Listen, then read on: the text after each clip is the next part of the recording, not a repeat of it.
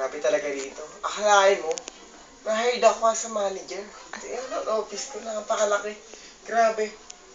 Ay, grabe. Kaya lang, ang dami kong gawain, dami kong papers, napakahirap, sakit sa ulo.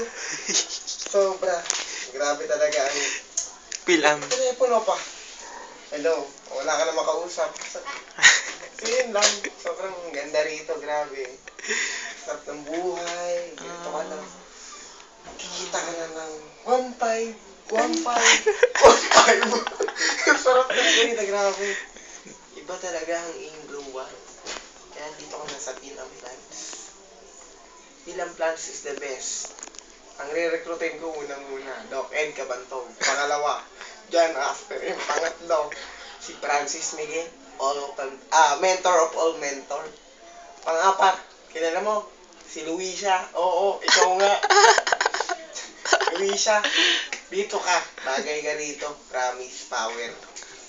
Grabe, sarap po. Malamig.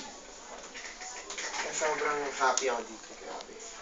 Bakit ka tumayo? Wala lang, napapagod lang ako. Napapagod lang.